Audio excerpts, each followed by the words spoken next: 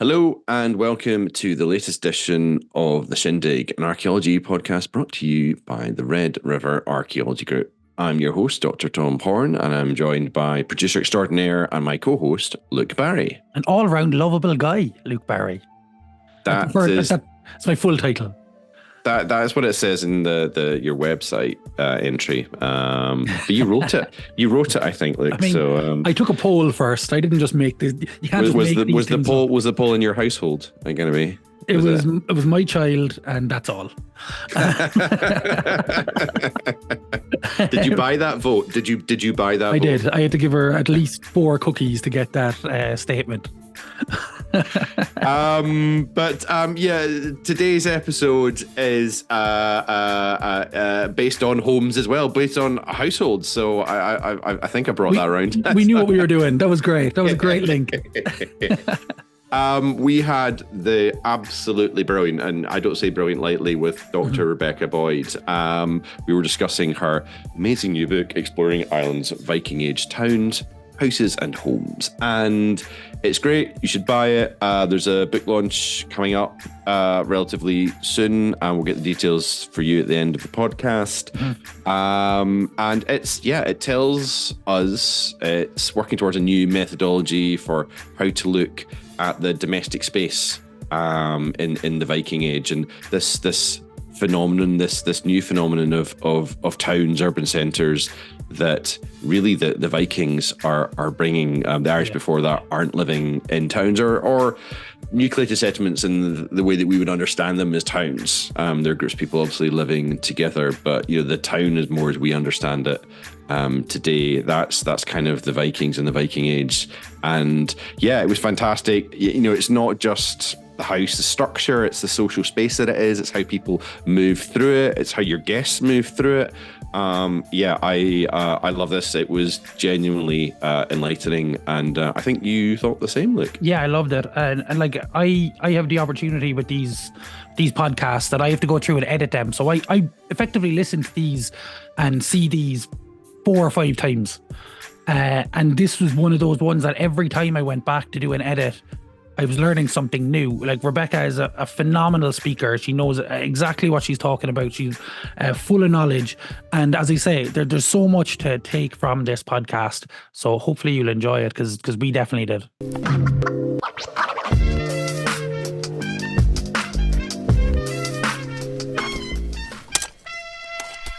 So I suppose the first question I'd like to ask, certainly, and Luke will follow up, but I just really want to ask, what is household archaeology, in the sense that it's not a necessarily new period of study, but I think the term is newer than that. And it would just be, I think, good for our listeners just to sort of understand essentially what it is you do. So if you could just explain briefly what household archaeology is in your area of study. Yeah. Okay, so first of all, the household itself, right? The household is the group of people who live under the same roof, live in a house. And we generally think of that as being like parents and children, the nuclear family kind of model.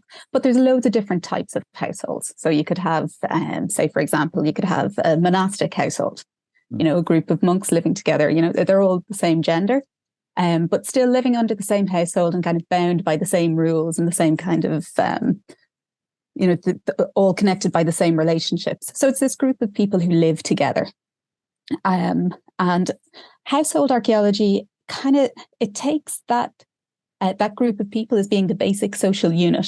So the unit around which everything else is organized and everything else functions.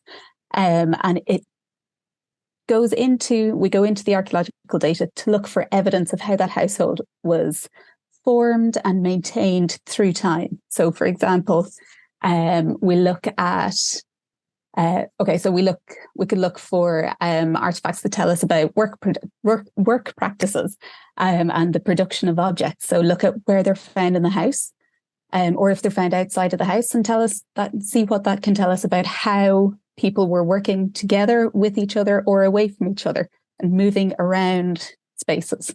Yeah, no, that really does help, because there was a really good line in your book when you're talking about like assemblages and networks of connections. And that's something normally in archaeology we think of on a macro scale, stuff that I will look at with silver, particular coins that are moved around. And I'm thinking, you're thinking like across the whole of sort of Northern Europe and Central Asia sort of thing. But you're essentially taking the way that we look at archaeology, but focusing that on a household. So, and when people are maybe looking at a site of like a couple of hectares, you're looking at the floor plan of a house, really, but you're kind of taking all those same techniques and applying it to that. So maybe you can see where someone has been sitting and doing some crafts work because there's maybe bits of detritus coming from that. Is that a correct way of looking at it?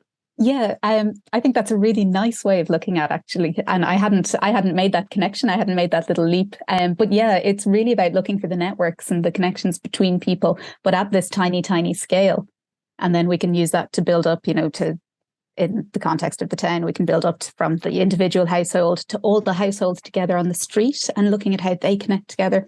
And then again, up to the bigger level of the town itself and the whole community. So yeah, I think that's a lovely way to think of it. Thank you very much, Luke. So you definitely keep that part in. We'll keep that part in, out, please.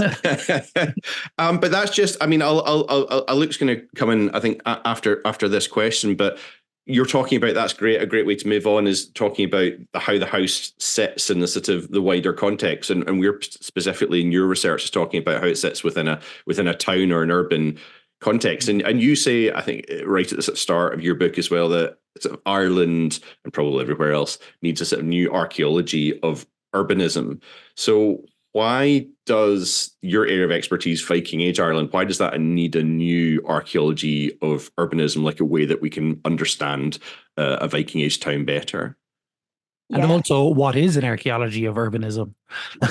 Exactly. Let's go right back to the basics again. So what is an archaeology of urbanism? Well, urbanism is towns and how towns develop and grow and how the people within towns develop, grow, react to each other and to this environment that they live in. And the environment of a town, if you think about it, towns are really closely knit. There's people all together all the time, connecting, interacting, moving around. So there's loads, they're really busy, and there's loads of things going on. And you contrast that to, say, your typical Irish ring fort, which is out in the middle of the countryside. You could have another ring fort or settlement, a couple of 100 meters away, but it could be a couple of kilometers away. So there's real contrast in the way in which people relate to each other in urban places and towns and to the countryside. And like we can all relate to that today. I'm from the side of the Wicklow Mountains, like right up on top of the mountains from my parents' house. You can't see the lights of another house at nighttime. It's really isolated, really quiet. And then when you go from that to, say, the middle of Dublin today, it's a completely different experience. And towns have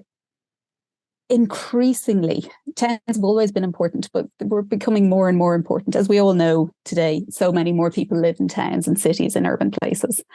Here in Ireland, towns have always been seen as other, as different. We have a very fractious and contested relationship with our urban history, largely thanks to British colonialism and, the seat of empire and all that, and a very difficult relationship. And that fed down through the early years of research on towns through the 1950s, 60s. We're all about making sure that Ireland's heritage, Ireland's past, was a source of national pride and glory, and there's some really nice quotes from, they're perhaps not really nice quotes, but there are some quotes from work in the 1960s saying that the natural preserve, I'm going to get this quote wrong now, but the natural place for an Irishman is in the countryside. I like that. And not in the town. That towns are foreign, they're the preserve of aliens, they're different and they're other. So that viewpoint kind of permeated, I think has permeated a lot of research, and maybe how research has stalled into the archaeology of Ireland's towns. so that's kind of the background context to it. So why do we need a new archaeology of towns, a new archaeology of Ireland's Viking towns? Because I think towns are really, really important. Because firstly, we have done a huge amount of archaeological excavation in these towns, in urban places, a vast amount of excavation, a vast amount of investment into that, into creating that archive of material. And as we know, archaeology is not a renewable resource. We're going to run out of archaeology. So we need to, and we can't keep digging. So we need to ensure that we're investing into that back catalogue of data, the data that we've already created through the last 50 years of excavation in Waterford, in Cork, and in Dublin.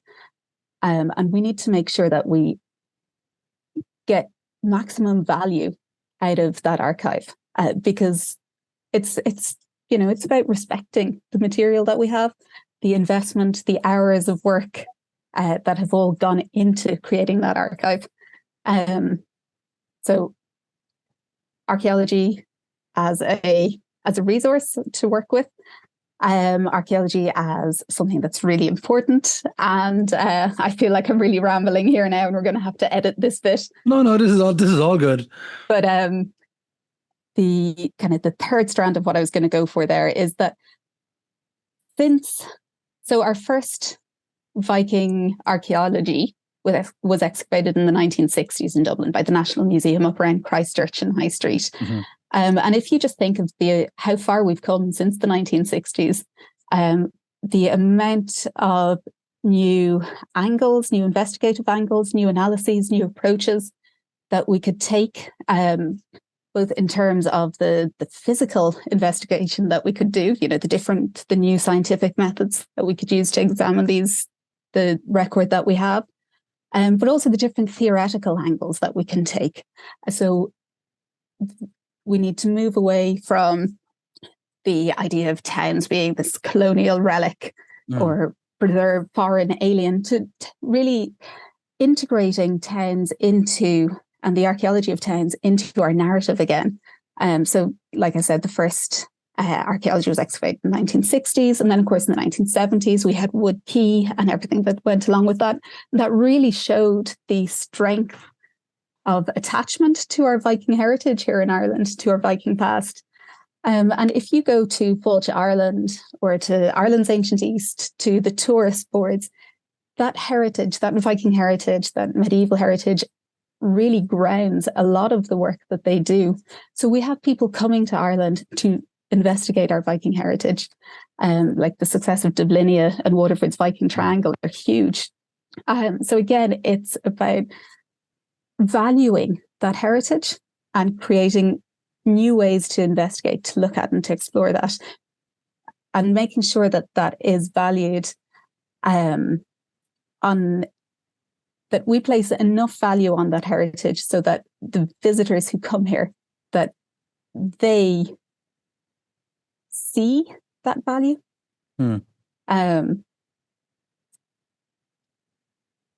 Yeah.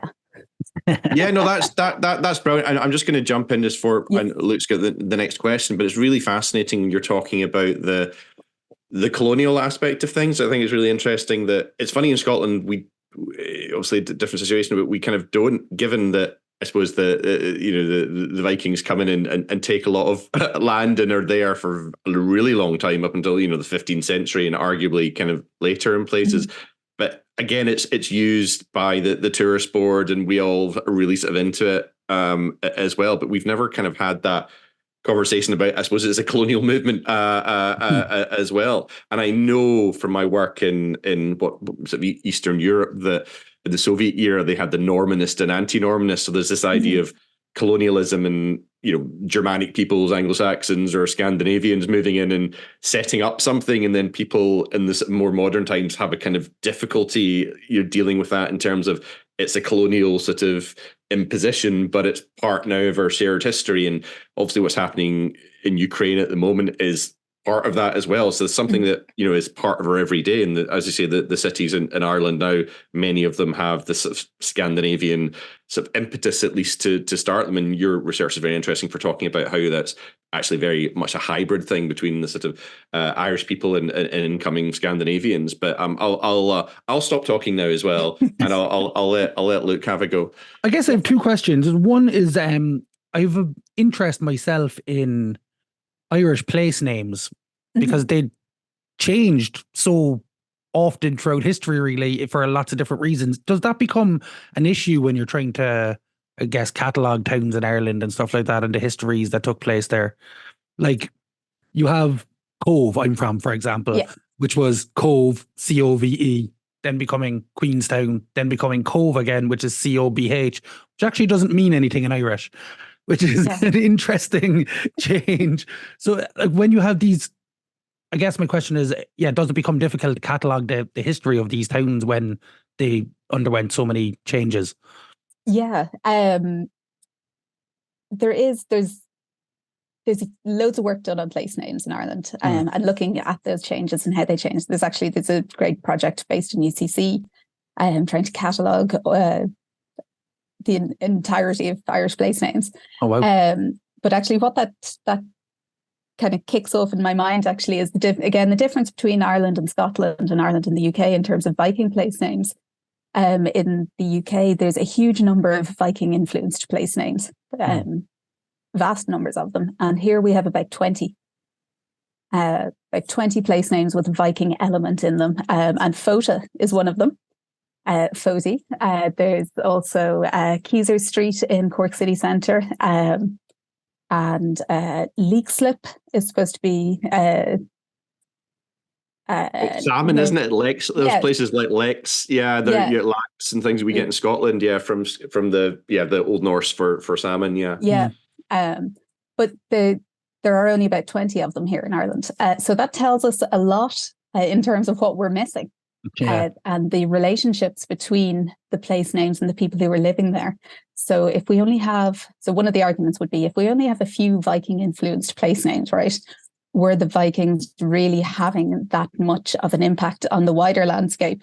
And this feeds back to why we think about Vikings as being urban, as being based in towns, because we have so few place names. Because to change a place's place name, you have to be using the place name all the time for it to kind of rub off into your mind, your households, your communities, and then the wider community's mind to kind of to affect that change. That's really interesting because, I think I'll pay a little homage to our dear colleague who passed recently, Ryan Foster, but he studied shieling names in Cumbria. And a lot of them are actually, is there an argument to be made with his research that there's probably more Hiberno-Scandinavian place names in Cumbria than there are in many ways in Ireland? Because basically, look, what happens is that the kind of the high Hegians, as we say in Scottish, the kind of elite seem to get kicked out of Dublin between about 902 and 917, and we'll get into that later on. But where do they go? They seem to go to sort of Isle of Man, Galloway, which is like Foreign Gales as well, which is a whole other podcast about that, but in Cumbria as well. And what they seem to do there is they do sort of transhumans, they do sort of farming, sort of upland and winter and summer farming. But the names that they're using, because they're coming from an Irish background, is they're kind of taking Gaelic words and combining them with Old Norse, and then they're putting them on what is now an English landscape. So that's really fascinating, that point that Luke's question led into there, and Rebecca's answer that, that's a good question. Are there more Hiberno-Scandinavian place names in England than there are in Ireland? Yeah. I'll shut up now, but I think I'll let Luke go again. But I think that's really interesting. But I suppose to take it off in a different direction, the question is, I guess, what role does developer-led archaeology play in your research? A huge role. Okay. A massive role. So if you come at it from let's use the perspective of finances again. It costs a huge amount of money to excavate an urban site. First of all, to acquire the land, in the middle of Dublin city centre, to put everything together in place for a development, and then to get the archaeological campaign underway, and then of course all the post-ex commitment ongoing post-ex commitment, because we know that these sites are going to produce waterlogged deposits. We know that they're going to produce vast quantities of organic material. And the costs of curating that material for 20, 30, 40 years down the line are huge. So we are rarely, if ever, going to see a university unit, a university-led campaign in one of these urban situations. So the only people who are ever going to excavate Viking-Age Dublin are commercial archaeologists, are developer-led archaeologists. And I think that Dublin has probably the highest level of Viking-Age archaeology, excavated Viking-Age archaeology across the entire Viking world. It's a huge amount of work going on and retrieved a huge amount of archaeology. So developer-led archaeology is absolutely vital. Without it, we wouldn't know anything. We wouldn't know any of this. We wouldn't have any of these deposits. So it's really important to me to kind of to recognize that and to kind of put forward that the importance of that archaeology. And it kind of brings out the level of skill of the people who've excavated that. It's huge. These are really tricky deposits to excavate. It's really difficult archaeology. And we're very fortunate that the core teams of people who've been excavating this over the past 30 years have kind of stayed much the same. So the same people have been excavating these sites from the 80s, 90s, right through to now. So there's a huge wealth of knowledge in there, kind of collective institutional knowledge in the commercial companies. And I think we really need to value that and to put more kind of emphasis on that skill. It's not something that is hugely well represented in kind of academic posts here in Ireland. We don't really have that many people with a specialism in developer-led archaeology in urban contexts. It's something that's a little bit, I think it's a bit lacking perhaps here. But just the thought of that now, wasn't there like a Hiberno Scandinavian house under a Lidl? Was it a Lidl in Dublin? Is that yes, there is. Yeah. Could you tell us a little bit about that? I just suddenly got into my head again. Yeah. So this is a great site on Ainger Street in Dublin. It's outside the city wall, so it's a little bit away from kind of Christchurch Cathedral, Woodkey, that kind of part of town. So the preservation, it's a little bit drier up there, so the preservation wasn't amazing. But this was a house excavated by my colleague Paul Duffy in IAC Archaeology probably about 6 or 7 years ago, and it was, like you say, it was in advance of a supermarket construction there. And the city archaeologist and Dr. Ruth Johnson and Paul Duffy and the whole team got together. And when they found these deposits, so there were overlying layers of kind of, later medieval, post-medieval material. And then at the very bottom of this really odd example of a sunken floored building. It's not very big. It's stone constructed. It's got an entrance kind of passageway leading down into the ground. And the floor then, it would have been sunken down, I think it's about 60 centimeters down, possibly a little bit more. There's a lovely reconstruction drawing of this actually. So it is just this little house, this little snippet of a house from outside the city walls. And yeah, you can go and visit, do your local shopping, do your weekly shopping, go visit your local Aldi or Lidl, and look at it preserved underneath this glass floor. It's just a lovely example of showing what was there and letting people relate to it by just making sure that that is on display and visible. Lidls and Aldis have kind of given us a lot of interesting archaeology, haven't they? Yeah. You mentioned houses there and stuff. What does what do houses and homes tell us about the daily lives of the people living in them, the people dying in them, people just existing in them, I guess? Well, I think they tell us everything. Virtually everything. I mean, if you think to your own home, how much does it reflect you as a person? Yeah. Your home, your family, what you need, what you want, what you don't want. as much as anything. That's a good point. So what you don't find, is that as interesting as what you do find in these places? Yeah. Yeah. Absence is as exciting as the presence, I think. It's what we don't have.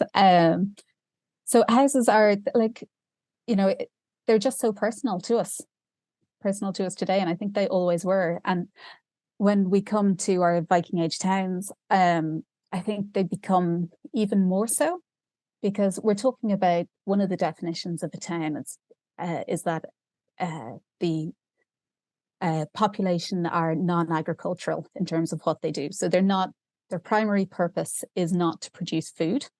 Of course, making food, securing food is a huge part of everyone's daily life. But when we come to a town, you're not actively going out and spending your days tending to fields full of crops or animals. And I think that has a really significant shift in terms of the household organization and in terms of where people are all the time. And in these houses, people are at home all the time. They're making stuff, they're doing stuff, but they're all physically within and around the same space most of the time. We don't have office buildings, we don't have pubs, we don't have cafes, we don't have all these, I suppose, what we think of as functional third spaces, maybe. It's not the home, it's not the place of work, but you go to we don't go to, there aren't shopping centres, there aren't places to go to hang out. It's all centred, all activity is centred in and around the house, in and around the home. So the house, it tells us so much about people's relationships to each other, as we'd said at the start, because that's what a household is. It's all about the relationships, but also about their relationships to their work, to what they do, to their neighbours, to their communities, because it's everything is centred in the house and the home. There aren't other places to go. So everything is at home, takes place at home, around the home, whether that's your home, your neighbour's home, your family home. But everything comes right back here to this personal space where you live, where you construct all those relationships, where you construct your daily life, where you go to get away from everyone, to get away from daily life, to get away from the neighbours who annoy you, your uncle who said something mean to you. It all comes back to the house. And I think we look at the houses in terms of that, in terms of how people behaved, how people related to each other, and what that can tell us about the world in which they live. You've told us about the sort of importance of, the house. I think we're all a bit more used to it with working from home, that we're kind of used to having that, you're working, your partner's upstairs or downstairs and you're working in the living room, as I am here. So I think maybe 5 years ago, people would be a bit like, this doesn't make sense for urban dwellers for sure. But from that, then I want to sort of look at the house and then how you approach it as an archaeologist, and maybe tell us how you look at things in terms of different zones and patterns that you see and what survives archaeologically. Is there an example like as we see even today, you'll see a worn set of stone steps. You'll see, people have walked up and down this. And you can see, sort of decades or hundreds of years of footsteps. How does that work in terms of your work? What patterns are you seeing? And do you see little things like that, sort of worn flagstones and different areas that have been used for different activities? Yeah. Okay. So in terms of how I've looked at these houses, because this is developer-led archaeology, so the trenches are just put where the trenches need to be for the excavator. So that means that we get a really wide range of houses. So we have the beautiful complete houses from places like Woodkey, Temple Bar West, where we have like 100% of the floor plan, and we can see the different walls inside the houses, the different types of floors, the hearts, and they're wonderful, right? They are absolutely beautiful pieces of archaeology, pieces of housing. But we also have just bits of other houses that were located on the edge of the excavation trench, or we have a bit of a wall, part of a corner or a doorway. So there's huge variability in the evidence from these wonderful houses to just bits and pieces that on their own make very little sense. But because we have so many of these houses, so there's over 490 excavated Viking Age houses from Dublin, Cork, Waterford and Wexford, it's a really big data set. So when I was looking at these, I wanted to make sure to try and include as many as possible and as much information as possible to just really respect that range of data.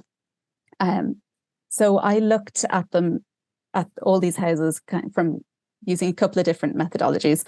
So first of all, I did a very basic comparison, comparison of architectural features. How big are the houses?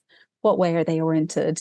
What's found inside of them? How many of them have hearths? How many have bedding areas, or what sort of types of floors are present in different parts of the house? And I tried to pull that out across that range of 490 houses as much as possible, so we can talk about the breadth of what is one of Ireland's Viking Age houses. What does one of these houses actually look like? But then because we have these really beautifully preserved houses, I wanted to find a way to look in the detail there as well. Into the detail of those. So I used two other methodologies. One is access analysis, which is looking at how people moved in and around spaces, looking at the presence of doorways or barriers to movement, and really trying to think about how you'd walk in and around, how you'd experience one of these houses, from the perspective of the person living inside the house, and also from the perspective of a visitor. So trying to take two different standpoints, two different viewpoints there. And I was also really, really fortunate that I was given access by Pat Wallace, who excavated the Wood Quay site, to some of the material from Fishamble Street. So he let me do artifact distribution analysis from 9 houses on Fishamble Street. So artifact distribution is literally, as it says, the distribution of artifacts. Imagine that. So it's looking at what artifacts were found where, in which houses. So I looked at 9 houses and I was able to pinpoint where in the house different artifacts came from, whether it was from a bed, from a bedding area, from a seating area, from the hearth, from the doorway, or from just a generic house context, which on their own aren't terribly helpful when something just comes from the house. But I was able to pinpoint down to much greater detail exactly what was found inside these 9 buildings, where they came from. So just to go back to the idea of work practices, something that I found that I wasn't expecting to find was that there were 2 of the houses had distributions of craft debris in the corners of the houses. So the craft debris, I think one was from amber and one was from bone working. And these were just from the corners, just inside the doors of the houses. And I was actually a bit surprised by this, because everyone had always talked about the corners of the houses being kind of almost negative spaces, not really used for anything. They're set. They're in the corners. They're a bit further away from the hearth, a bit further away from the only light source within the house. And everyone kind of thought, we just put stuff there. But looking at the artifact distribution showed that actually in these 2 houses, at least, these are active working spaces where people were sitting and carving amber, or carving bone artifacts, bone items, things to use. And around the same time, I was also talking to some reenactors from Viking Age houses in Denmark and in Scandinavia, and they were not at all surprised by this. They said, well, of course, because if you sit beside the door, that's where you get the natural light. Oh, yeah. And ideally, they said that they would work outside because that's the best natural light. But if it was a very wet, miserable day like today, where you sit inside the house to do your work is inside the doorway, because that's still the best natural light coming in. It's not around the hearth. It's not in the middle of the house. It's at the edge where the natural light is coming in. That's why I chose this desk, because I have a window right here. You have the window there. Yeah. Same. Yeah. Because, daylight just brightens your mood. Yeah. It is better. And if you're doing fine detailed work, you need the light to do that. So that's kind of one example of where this comes in. I suppose I should probably explain a little bit about what a Viking Age house looks like. Yeah. What one of these houses look like. Because I was talking there about corners.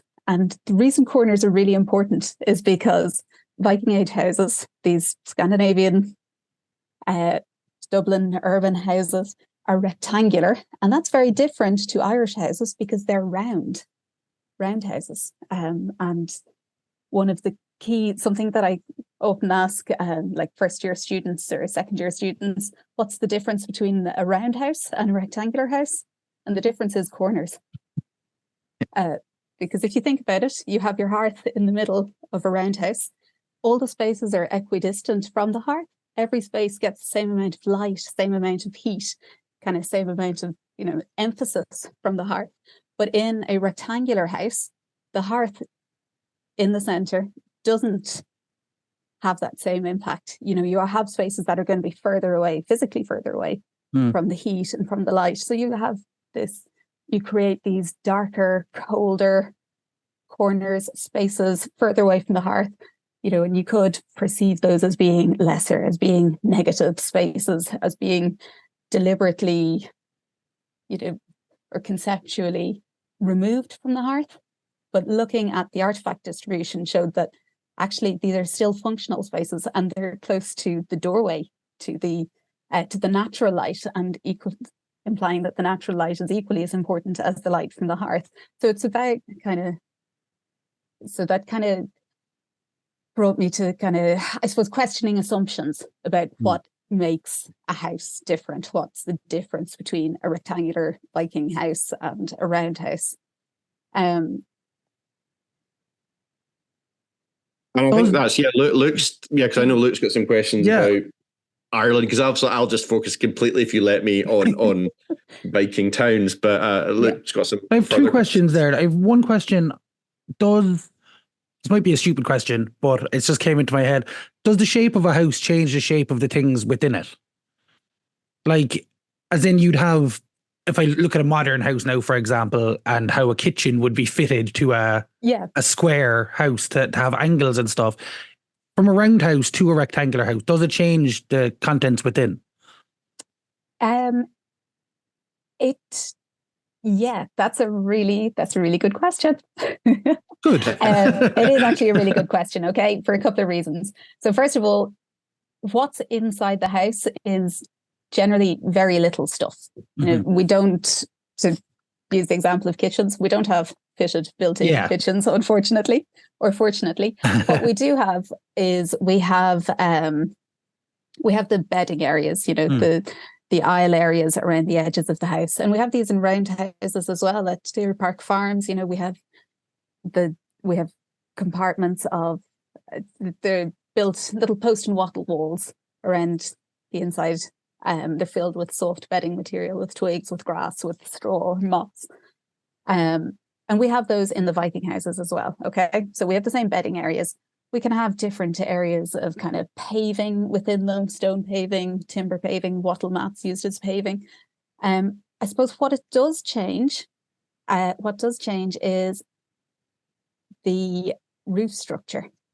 And from what we understand, most round houses were built. So these houses are all built of post and wattle. So like your wicker weaving, like a wicker picnic basket, but just on a grander scale. So what we understand from houses like Deer Park Farms is that the roof structure, it continues in. So the wattle walls are built up, but then they bend in at the top to create kind of like an upturned basket shape. So there's no freestanding internal roof supporting posts. The weight is all supported on the walls of the house. Okay, and that's possible, because of the dynamics of it being a round shape. You build it around the door, the jambs and the threshold, and that's an integral part of the shape and the construction of these round houses. But what changes in the rectangular houses is that because they're long, they're not the same shape, we have to have freestanding internal roof supporting posts.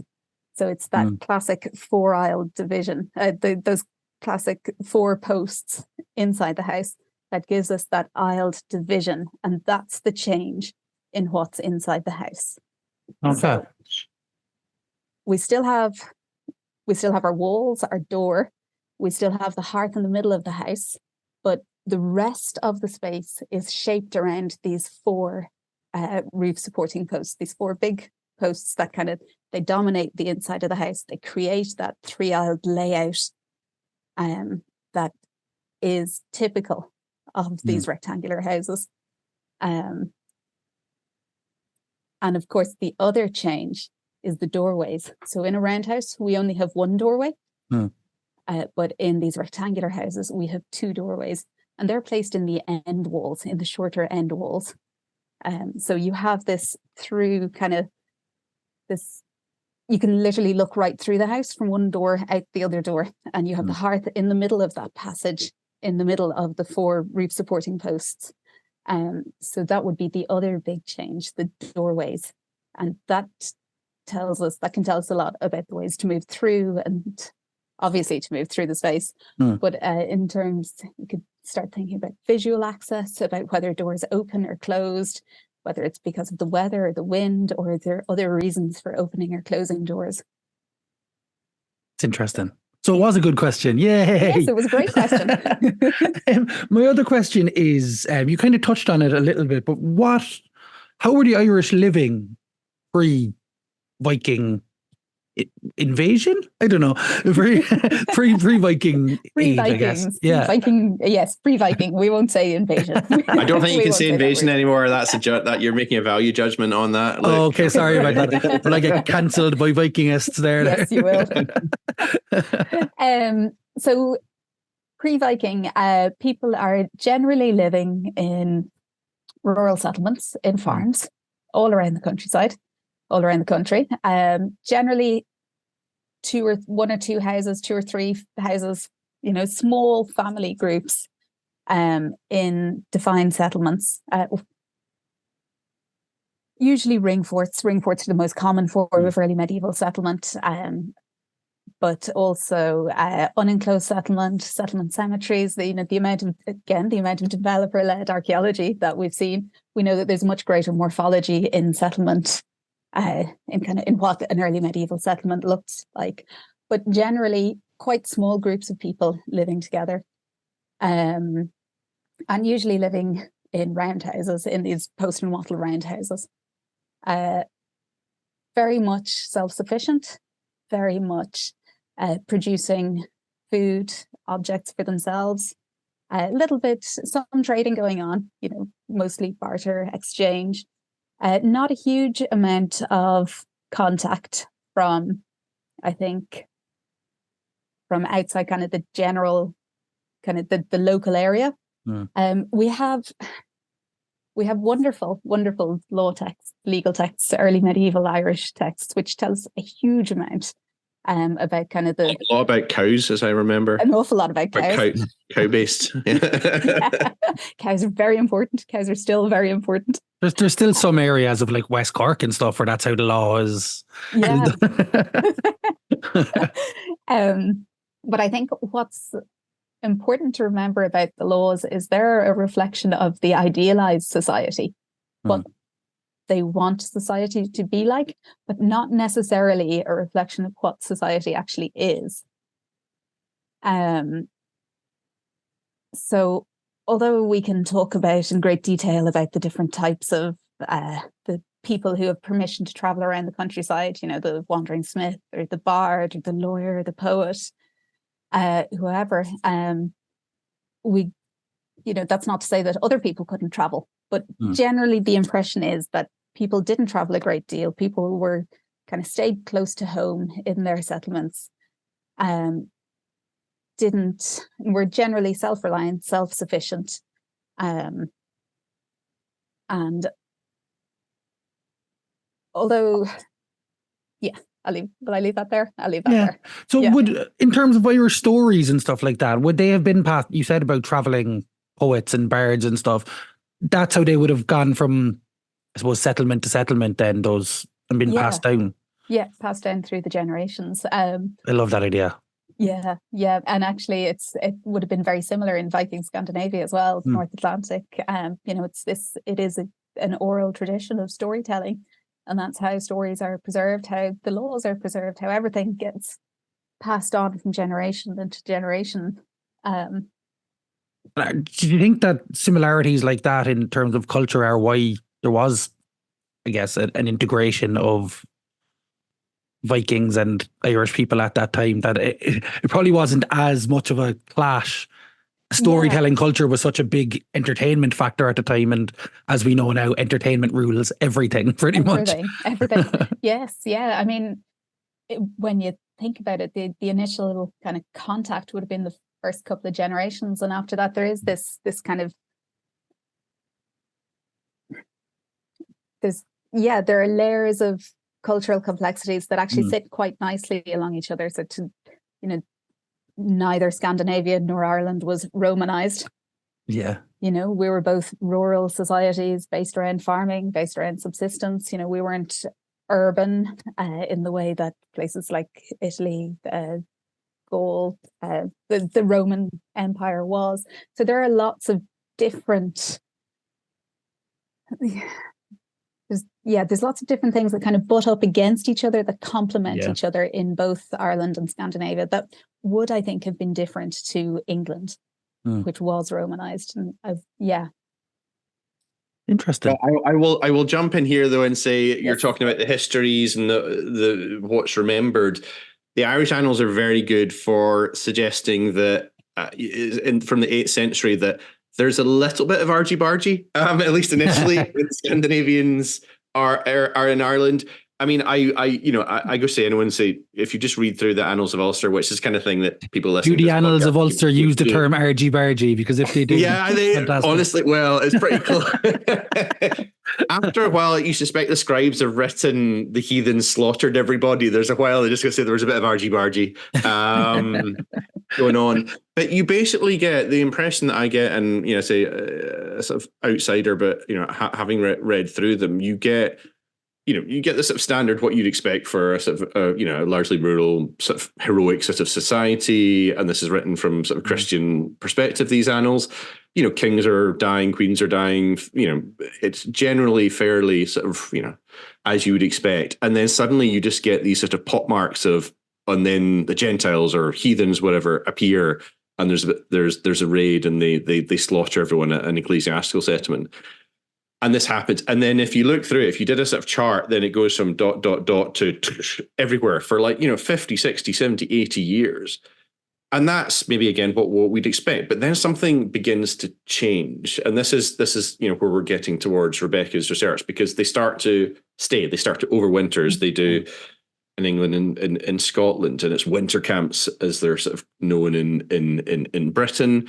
And I've asked Stephen Harrison in the past, this is many years ago, how to pronounce the plural of Longports, but Longfuirt? Longfuirt, yes, very good. Longfuirt, okay, which is kind of like ship sort of harbour ports, essentially. It's using sort of Latin that's been borrowed into ecclesiastical sort of Irish sources, and they've come up with this kind of new term to describe something that's a new thing. It's these heathens, these Gentiles, these Scandinavians are staying, and they're staying in these settlements that we know as essentially long ports, essentially these sort of overwintering camps. And you can imagine maybe Woodstown's a famous one, just fairly near Waterford is now, another later Scandinavian inspired settlement town.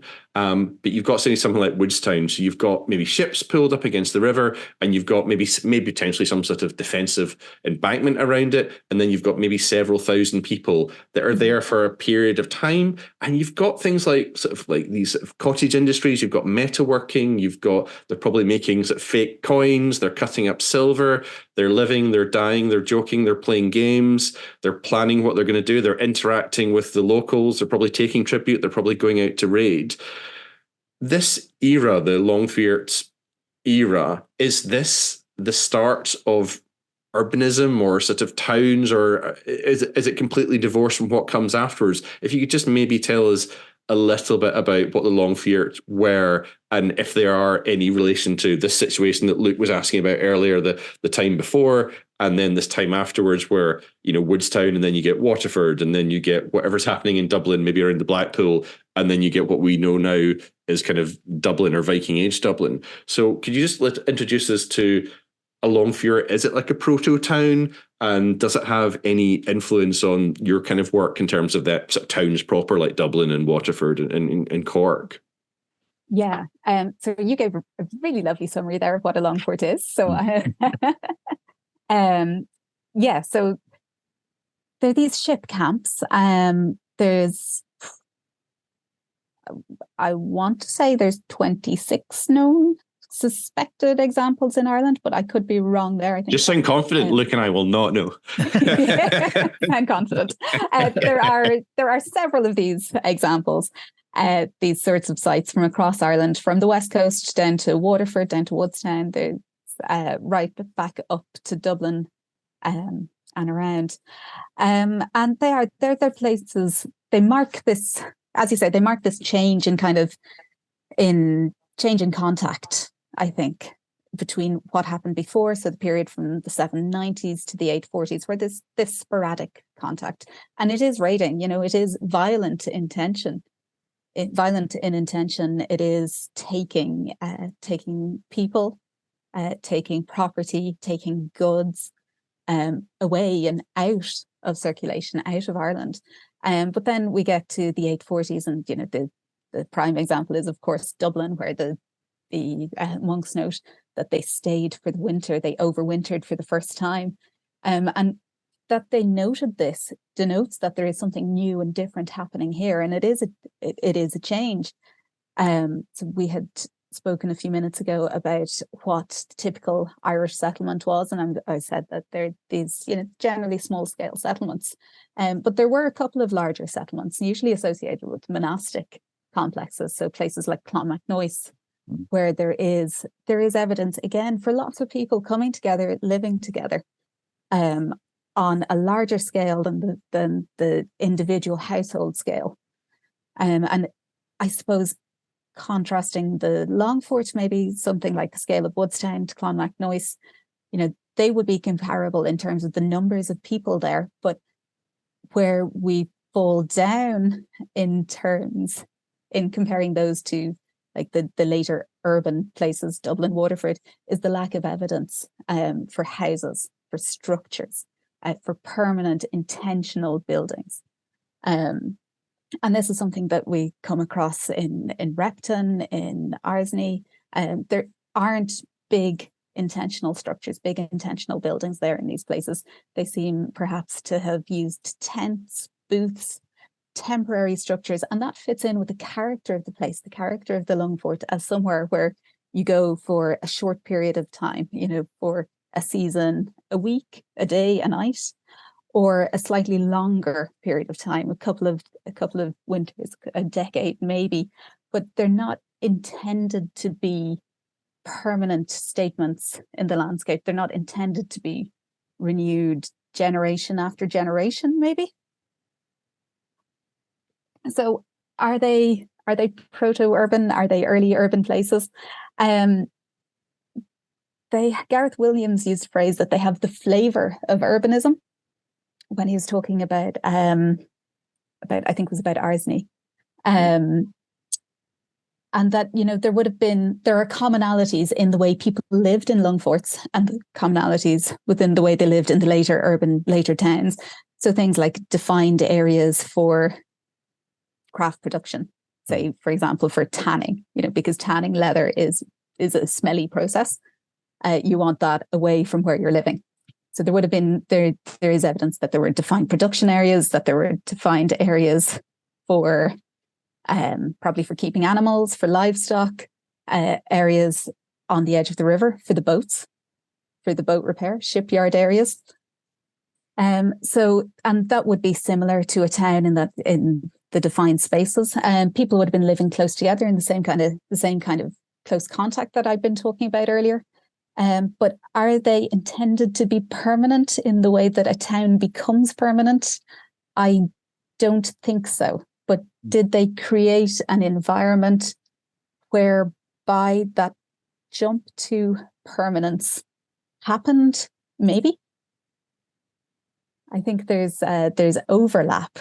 I'm not entirely clear on how and when that happened, but Yeah, This is a brilliant chance to actually get into and away from the Longfjord, because I could talk about them all day. But we can talk about then a case study in Dublin, because you've got two settlement focuses there. You've got the Blackpool and you've got Temple Bar West, and different things seem to be happening. So could you maybe just describe what's happening around about 840 plus and around the Blackpool, and you can describe where that is? It's just immediately south of where just where the Chester BT Library is, essentially, isn't it? Just next to that, south of Dublin Castle. Great library, by the way. If you're interested in that sort of thing. But so you've got, maybe just describe what's happening around the Blackpool, which is what you in your book said is slightly different. What's maybe happening slightly further to the north in Temple Bar West. So you could maybe then meld the two worlds of there's maybe a Longport there, but there's also then something that's got this air of more permanence and structure to it. So if you could maybe just talk about the Blackpool and Temple Bar West. Yeah. So I think the closest where we come to that is to seeing that overlap is in Dublin itself, where we have these two different sites, South Great George's Street, the Blackpool site, and Temple Bar West, which is just below the river. So these sites were both excavated by Lindsay Simpson. Temple Bar West was excavated in the 1990s, and South Great George's Street, the Blackpool site, about 10 years later, 2003, 2004. And they are two fantastic sites, but really quite different in their character. So the Blackpool, the South Great George's Street site, was very dramatic when it was excavated. It was the subject of a Discovery program, Discovery Channel TV documentary when it was excavated, because it's located just beside Dublin Castle, just beside the Chester Beatty Library, and they were excavating away there quite happily, going through the layers of medieval basements, layers of garden soil, and then they came down to the very earliest levels, right on the edge of the Blackpool, which, of course, the Blackpool, Dublin, the name of Dublin. And they found some Viking burials, furnished burials. So these are the Viking furnished burials, where a warrior has been buried with his sword and spear, his accoutrements of his trade. And these stand out in Irish archaeology because contemporary burials do not have swords and spears. They don't have brave goods. So these stood out as being very different and really exciting. And they did some isotope analysis on the bones. They radiocarbon dated them, and they came in as really early dates, 840s, 830s, 840s. And two of the burials had isotopic signatures suggesting they came from the North Atlantic, from the Scottish Islands, potentially from Scandinavia. So for these, and morphologically, these were male graves, male warrior, very robust men buried, died in their prime, in their 20s maybe, quite physically tall, 6 foot tall, very imposing specimens. I'm trying without saying to say they're your very typical Viking warrior, your stereotype of what you think of. That were these guys buried with swords and spears and shields on the edge of the Blackpool in Dublin, with dates of the middle of the 9th century, with this isotopic signature that suggests they'd come from, if not Scandinavia, at least from the North Atlantic. And they're appearing here right on the edge of the Blackpool, which was really exciting. And the grave goods themselves, they're not terribly well preserved. The burials weren't very well preserved because it's the drier soil there, more acidic, less preservation of organic elements. And they're lovely, really nice graves, really nice burials, as I've said. And they grabbed the attention, they grabbed the headlines there. But I think something that's much more exciting is something that was even less well preserved, but the remains of a rectangular building in the same levels, the same early 9th century, early 10th century levels. And this building was preserved as a row of post holes with some cobbled floors, some metal floors, stone floors, and a hearth and some patches of occupation debris. So, just introduced it introduced the idea that there's a building there associated with these burials. And when I looked at the form and the size of this building, it comes across as a really big rectangular building, really big hall. Because it has those rows of posts, it lends itself most clearly to comparisons with Scandinavian and Icelandic longhouses, which are the typical, the great big house that you think of, like the example, the longhouse at Borg, which is this massive, huge rectangular longhouse. You're nodding like you've seen the pictures of this house. It's huge. Yeah. It's a really, really impressive building. And these are the ancestral homes of the Vikings. This longhouse, it's really a part of this warrior culture that permeates the Viking Age. And we see an echo of this in this rectangular building on the edge of the Black Pool in Dublin, associated with these early warrior burials. Now, our Black Pool example isn't quite as big as the Borg example. It's about, I think, the biggest estimate's about 80 meters in area. It's nowhere near the scale of the biggest Scandinavian examples, but it is much bigger than anything else we find in Dublin, in the Irish landscape at that time. Mm. And it's appearing on the edge of the Black Pool with these warrior burials. It's enclosed within a ditch and bank, just as you were saying for the Longfort examples. And it's I think that we have to interpret it as this whole complex as a real statement of possession, of intention here in Dublin. They're coming along, they're landing, they're pulling their ships in on the edge of the Black Pool. They're placing these really, I suppose, they're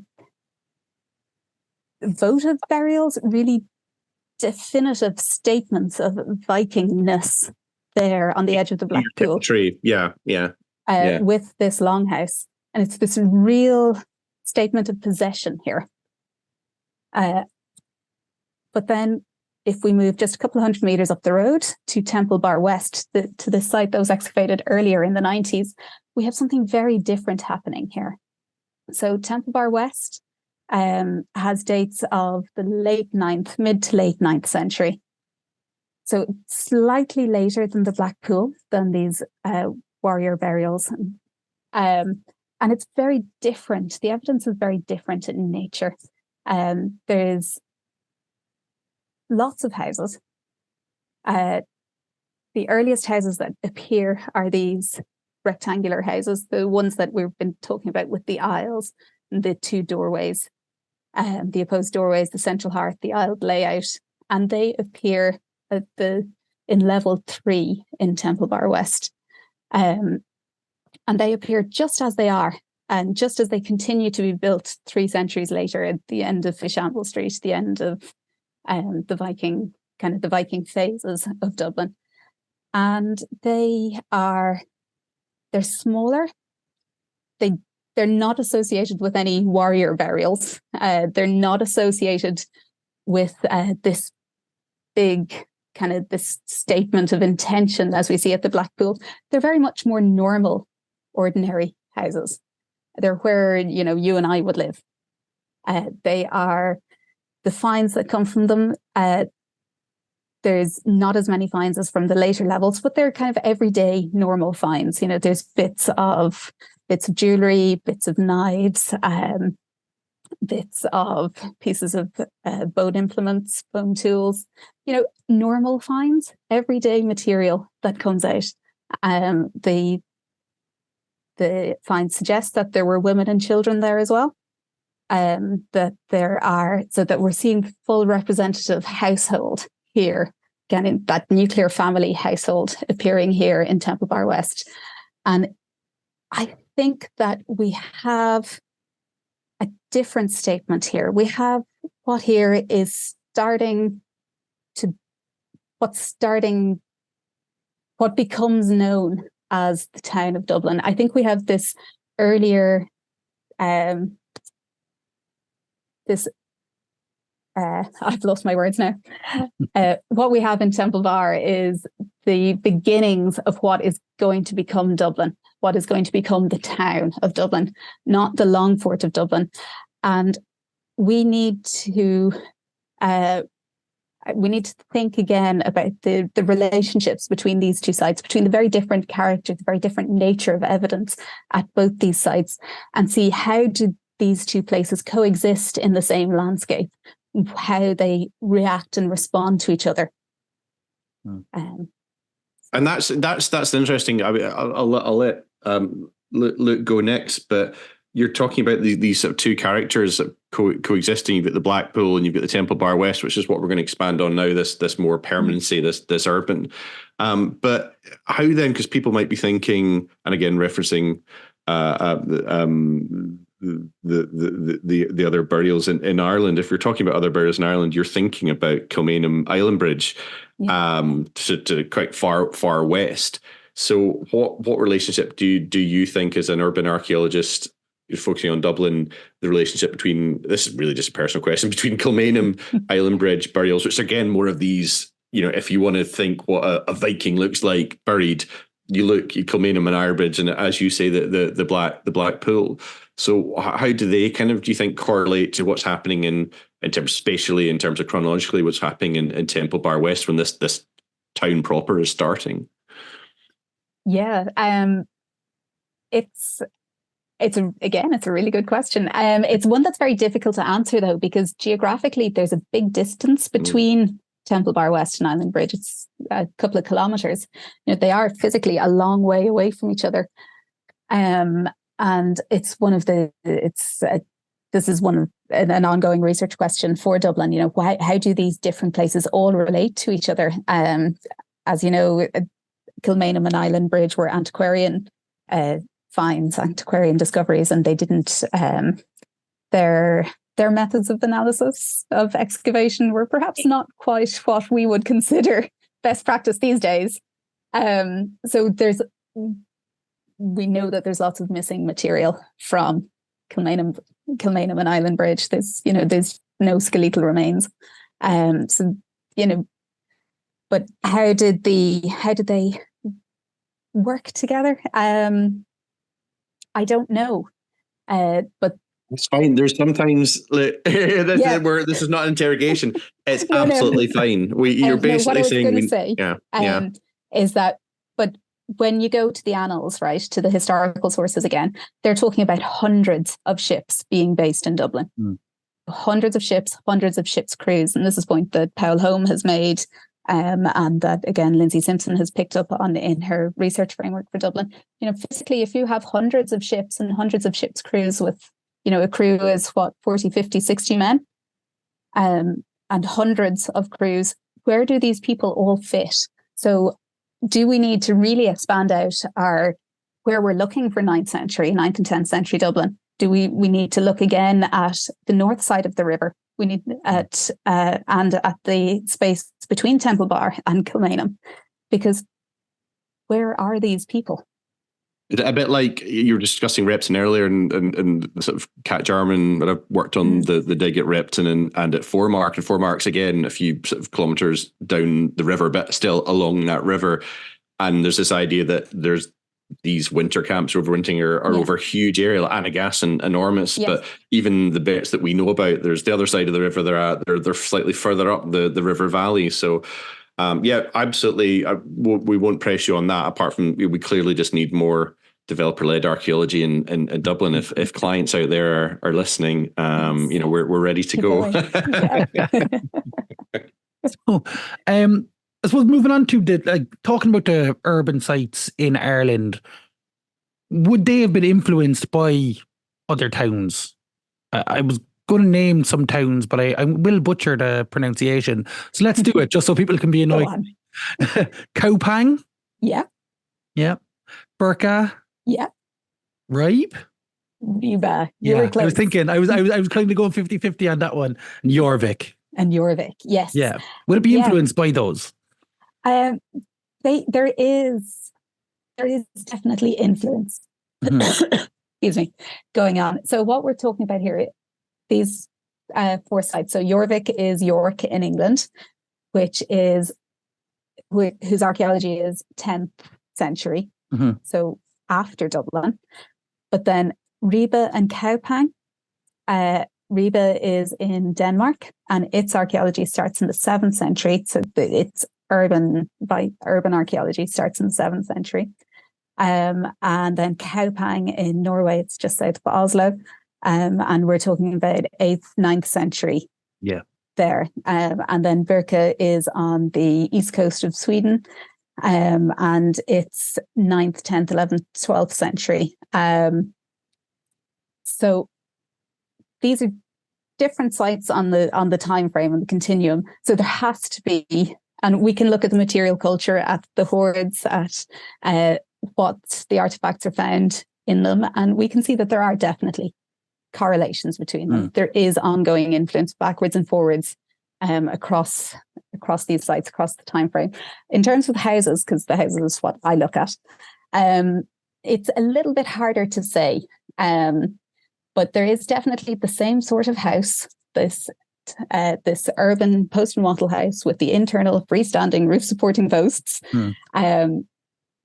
that turns up in the 8th century in Ribe, in the late 8th century, early 9th century in Kaupang. And then we see it appearing in Temple Bar West in the second half of the 9th century in Dublin. And these are essentially the same houses. They look the same morphologically.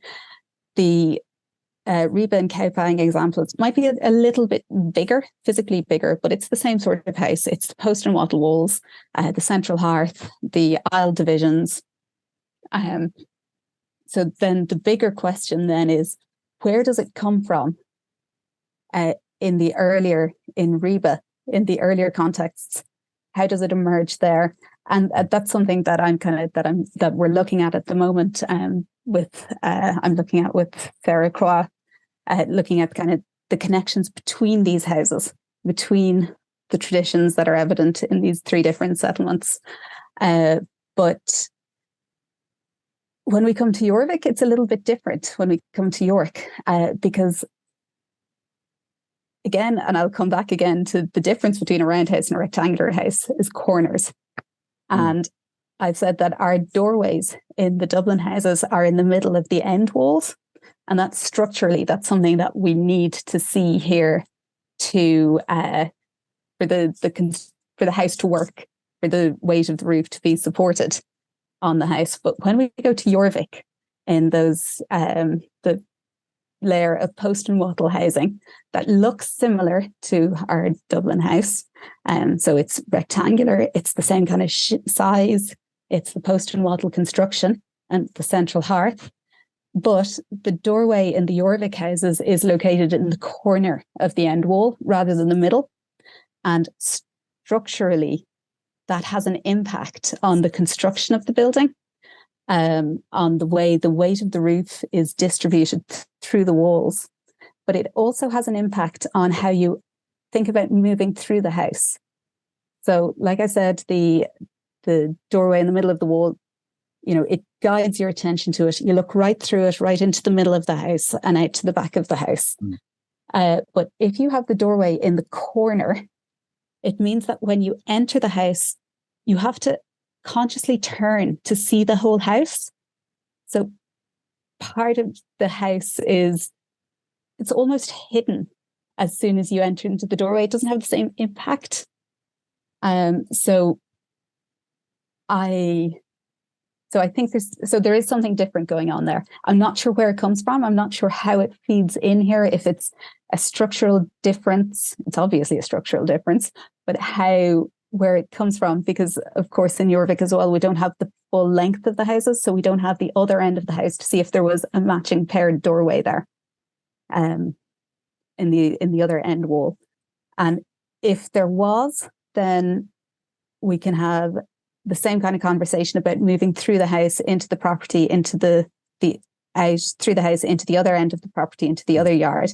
But if there wasn't a matching doorway in the other wall, then these houses become quite different in terms of spaces, in terms of how you move into them. And basically they're dead ends.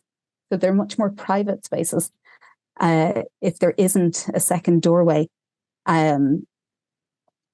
So it's something that I'm working on, that I'm thinking about. But there are some differences as well as similarities between the houses in all these sites. What then would a house have to be classified as, like a Hiberno Norse type house? Okay. So the type one, we're in the type one era of this podcast now. We're getting into the really good stuff. To the really nitty gritty. So the Hiberno Norse building typology is a typology that was developed during the 1980s by Pat Wallace. And he basically took all the houses that had been excavated in Dublin to that point and looked at the similarities between them, the differences, and said that you can classify them into these 5 different types of houses. So the type 1 house is the main house, the big house. And it is that post and wattle, rectangular, roof supporting posts, paired doorways, central hearth. What sort of dimensions are we talking, to get people an idea of, like, width and length roughly? Yeah, not very big. So dimensions, they're about 40 square meters. So about what's that? The numbers disappeared now from my head.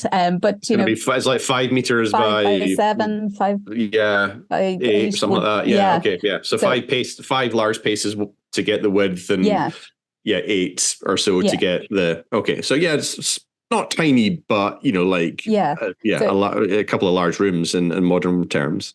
Yeah, kind of like a 1-bed apartment. They're not very big. When I looked at it, they came in under the size of what the Department for Housing qualified as a studio apartment. Oh. So they're not big, and you're thinking you're living there with your whole family, your whole household. And what would the numbers of a household be then? Is there an average? There is not an average. Okay. That's one of the kind of pitfalls here. What size is your household?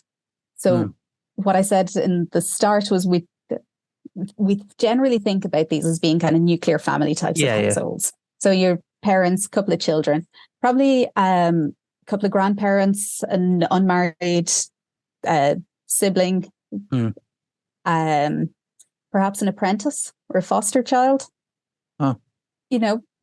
But they don't seem to be the massive multi-generational families that we see perhaps in Scandinavia at this point.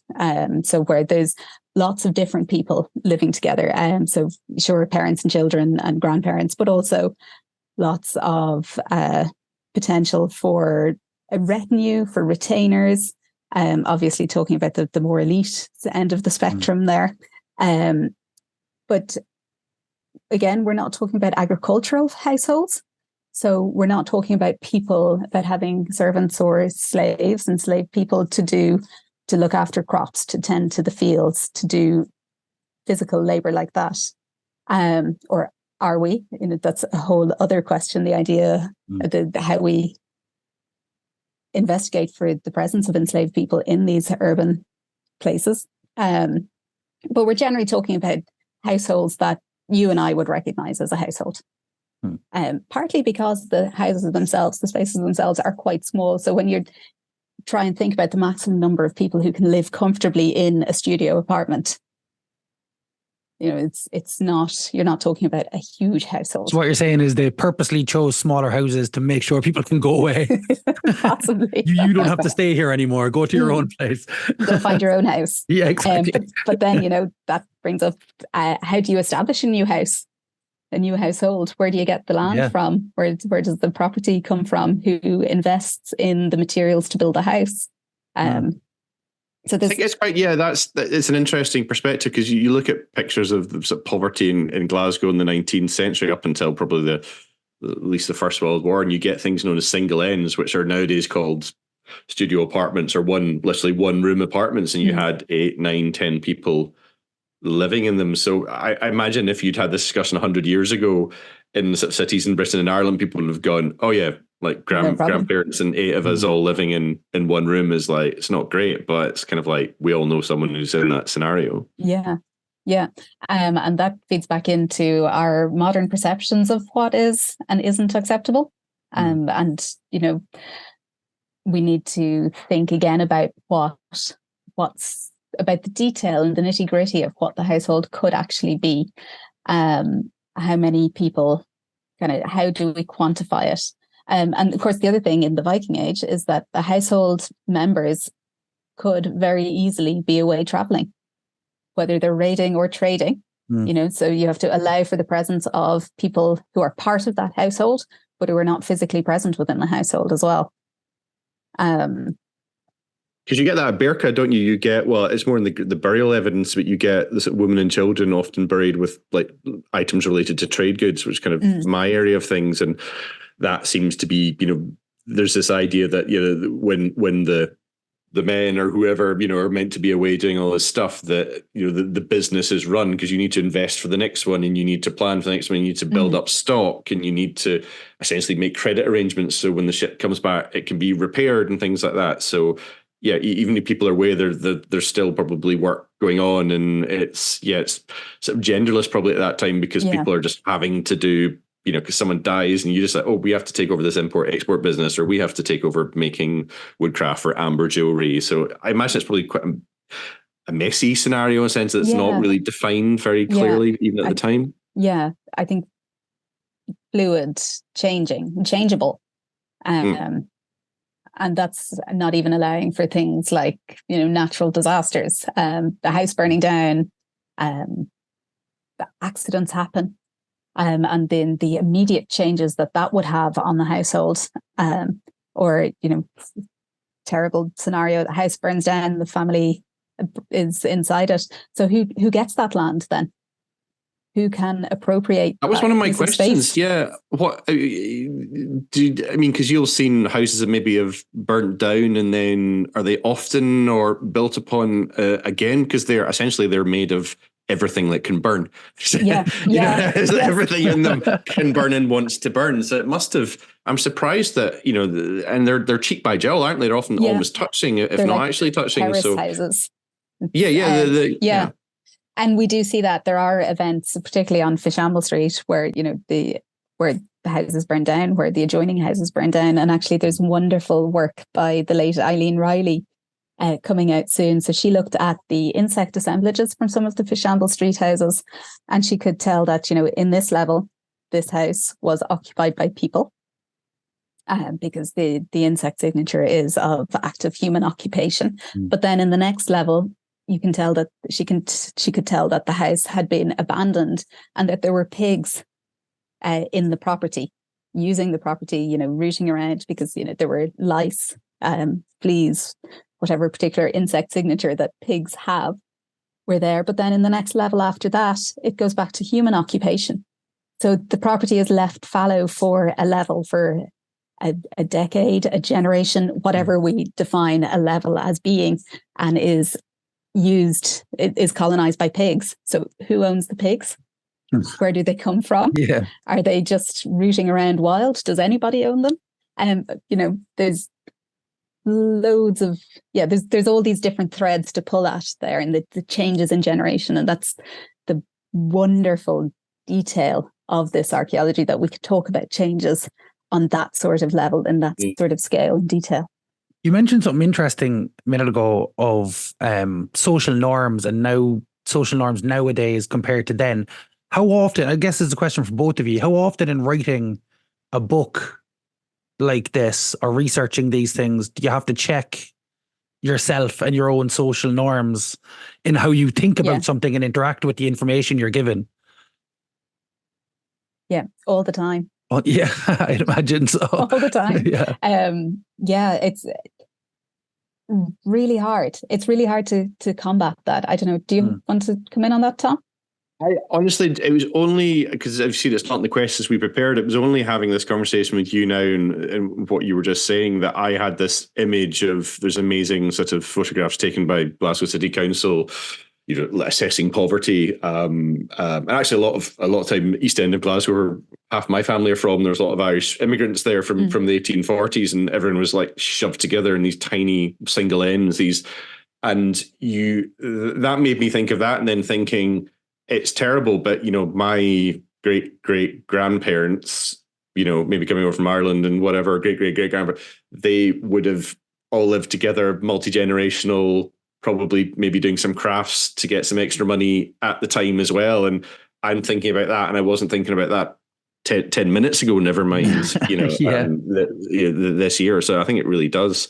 Yeah. The more you talk about it, it's great, these podcasts and chatting with other academics, that your brain just makes these connections. Mm-hmm. Yeah. I guess we're going to come towards the end of, jump in there. Well, I was actually just going to come back to the idea of the household, and say that it's something that I'm really struggling with at the moment. How to investigate the household without imposing our own modern conceptions on it. And I keep talking about the nuclear family, and I talk a lot about the parent-child relationship, but partly that's because that is so founded in the patriarchy. We'll go there. We'll talk about feminist archaeology, but it's what we know. It's what we acknowledge. It's what we recognize, particularly here, because the church and its ideal of the parent-child family is what was accepted. And that comes down through us in so many different levels, not least because a lot of the comparative work here comes from the textual sources, the legal text talking about what is a family, and, the different, that a woman could file for divorce on the 29th of February, on the leap year, because it was just a leap year there. So that was that. So that's topical. But again, that's imposed values from the church teachings. That's not reflective of necessarily of what's going on. And that comes down through the text. It's also, it's baked into us, and it's baked into the scholars who are the ones who translated these texts during the 19th and 20th century. So we have to peel back through their layers of accepted social norms and assumed social norms as well. So it becomes, the more I think about this, the more difficult it is to get at what was a Viking household, what was an urban household, because there are so many different layers to peel back. And that's not even going anywhere near the idea of kind of intersectional perspectives, and the idea that a person can have competing and conflicting identities and beliefs all at the same time. So it's really, really complex. And I do sometimes feel as if I'm doing the idea of the household a complete disservice by saying it's just the nuclear family, the heteronormative parent-child relationships. I think it's much, much more difficult than that. I think, shindig is that, we started off the discussion, we didn't know it was going to go here, and I'm here for that, because again, it's making me think about household archaeology in the first place. And as much as guilty of anyone, I'll look at it, and if there's something to do with the trade stuff I look at, I'll take that out and then I'll run away with it, and I don't consider the sort of house around it. But the one thing, maybe Luke will have a couple of questions or a question after, but just to sort of take us back to the house, at one of the areas of your research that I was particularly interested in, reading your excellent book, and we'll plug that at the end as well, is that what are we looking at? Is the type 1 house? This is the sort of house that's there from the 9th to the 12th century. It doesn't really change too much. It's a kind of fusion, as I understand it from reading it. I probably mistook it, but it's a fusion of sort of, there's Irish elements, there's Scandinavian elements, but in terms of its zoning, it's kind of a little bit more Scandinavian in the sense that it's rectangular. It's got, you talk about a deep and narrow, I had to look at my notes, deep and narrow spatial layout, which is again different from the round house. You've got maybe a hearth in the centre. It could be stone lined. In very rare examples, you maybe get foundation deposits like the animal skull in the centre of it. So is it kind of, very crudely, is it sort of 75% Scandinavian influence and 25% Irish, or I mean, that's obviously nonsense, but just imagine I didn't say that. But just to get an idea of if someone's going into this house and just, where the influences are coming from. And if that's a question. Yes, it is a question. It is. I suppose I started off the work a long time ago thinking that I could quantify it like that, say it's more Irish or more Scandinavian. And I looked at the houses, and then I came back to them after a period of years and looked again and started, questioning myself the way we all do. And I think there are a couple of examples of houses that stand out as being different from the majority of the material. And that's houses like FS88 from Fishamble Street, which is the richest example of houses. It's the most well constructed. It's got the greatest number of artifacts. They're all quite nice artifacts. So it stands out as being really different. There's another house, I think it's FS10 from Fishamble Street, which stands out because it has 3 doorways instead of 2, which is really odd.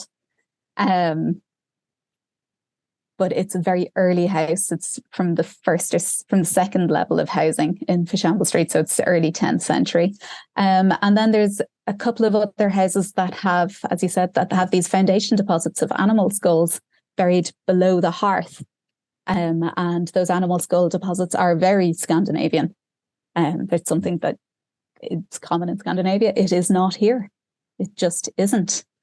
But those particular houses, those particular animal skull deposits, I think are really fascinating because they're quite late in the chronology.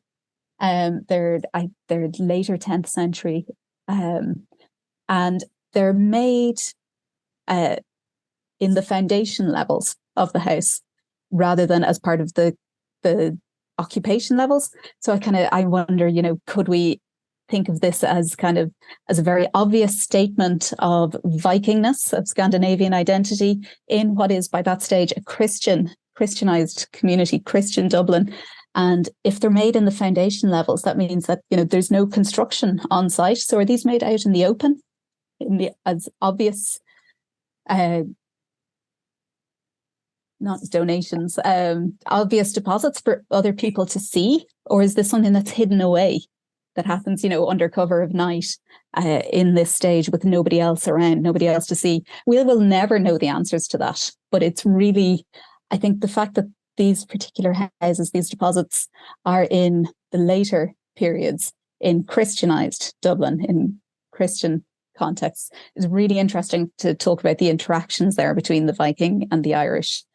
In terms of the rest of the houses, the majority of them, so like I said, I started off thinking I could say that they were more Viking, more Irish. And I think what I've come to is that they're neither, that I've come back around to the idea of this Hiberno-Norse identity. So which is, Hiberno-Norse is the term phrased by John Bradley, that it's elements of both Viking and Irish coming together, and you'll never be able to pull them apart. You'll never be able to say what is more Irish or more Scandinavian because they're just so mingled together. And when I came back to the houses, to me, it almost feels it's more important to say that they're part of this urban environment, this urban experience, rather than being one or the other, because they're just so similar. It's the same construction style, same post and wattle construction for centuries, and it's the same construction style that was used, continued to be used in Ireland for centuries. But we know from Reba, from Cowpang, that post and wattle was also used in these urban places, in the earliest houses. So it seems to be an accepted construction style that works in these environments. And then because we're talking about, not narrow, but small congested spaces, space is at a premium. So we're talking about rectangular houses because that's what works. You build rectangular houses because you can fit more houses into the space. It's a very practical choice. And if you think about the earlier levels, the 9th, 10th century levels, there has to have been a lot of tension there.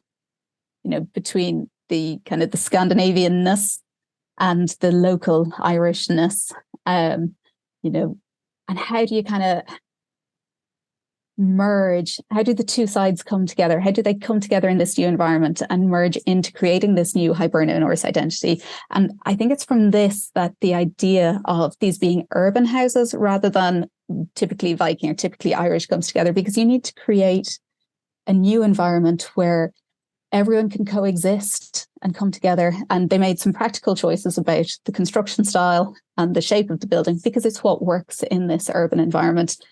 And the argument I made was that by creating this and consciously choosing this type of post and wattle architecture, this accepted streetscape of all the houses being the same, you create a kind of level playing field. And this comes out a little bit in migration theory, that when you get two cultures coming together in this new environment, that they just kind of meld together to create this external view of what's accepted, what's socially accepted, to create a common environment where everyone can thrive. And then we have this kind of this external street front where everyone is together, but inside in the houses you can have more variety. You can express your personal identity, perhaps express that slight Scandinavian-ness or that slight Irishness, or neither. But it's about creating this urban environment, this urban architecture to structure this new urban world. I think that's perfect. I mean, that's one of my favorite answers. I think I have nothing else to add apart from saying thank you. That was one of my favorites. I think the only reason we have to stop is because Luke will tell me to stop, because we'll run out of internet, I think. But that was fantastic, and so much to think about, and as we were discussing earlier, it's making us think even on the hoof here. So thank you very much, Rebecca. No, thank you. It's been really enjoyable. Before we go, give a little bit of a plug for your book. Tell the people what it is, where they can get it, all that kind of good information. All that good information, yes. My new book, I have it right here. Ooh. It's a lovely cover picture. And this is actually the picture of the house on the Black Pool that I was talking about at the start. It's this wonderful reconstruction drawing by Simon Dick, who was one of the archaeologists who actually excavated the house. And it's just, it's one of my favorite images. But the book is called Exploring Ireland's Viking-Age Towns, Houses and Homes.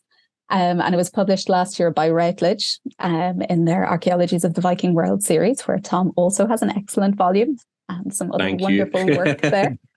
And you can buy it from the publisher. I will also be having a launch in Dublin in April, where I think we will have a nice discount on offer if anyone is around in Dublin.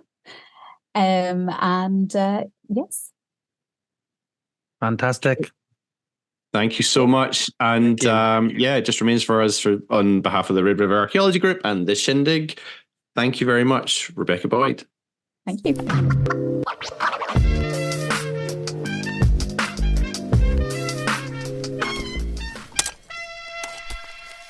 Well, I think we didn't undersell it, and I think it absolutely delivered that podcast. We couldn't stop talking about Viking homes at the end, and you and I knew relatively little about Viking homes at the beginning. That's the thing. I love when you get an engaging guest like that on who's able to draw you in with the stories and able to draw you in with it. That's the real, I suppose, telltale sign of a good storyteller, effectively, and that's exactly what Rebecca is. Yeah, I mean, I think we said it. You start thinking of the sort of modern parallels, the sort of the single ends in Glasgow and in the Victorian and Edwardian periods, and you start any podcast like that makes you think, oh, that's a little bit like this, it's a little bit like that, and drawing historical parallels. I think that's doing the job, I think. Yep, I think this one was fantastic. Another one for the record books. We have some good ones coming up as well. So stay tuned to the Shindig. Make sure you hit that subscribe button, hit that follow. And before you do that, be aware, we think this is going out on a Tuesday before the Friday, the 5th of April, 2024. And Rebecca is having a book launch of her book with a good friend of mine, Stephen Harrison. And so I think there are details of that online, and that's going to be in Dublin, 6 p.m. Friday, April the 5th, and 56 to 58 Dawson Street. So if you enjoyed the podcast, go along, support that. It's definitely well worth popping along to. As I say, if you enjoyed this, you'll definitely enjoy that. And if you enjoyed this, as we were saying, give us a like, give us a follow, give us a subscribe, leave us a rating, leave us a review. Let us know what you enjoyed about this episode. Leave some comments underneath us on YouTube. Send us some messages on Twitter, on Instagram, on Facebook. We love hearing from people who are listening and watching the Shindig. And we'd love to hear your views on what you'd like to hear coming up in the future, because we have some phenomenal guests lined up and already in the can for you right here on the Shindig. Thank you very much.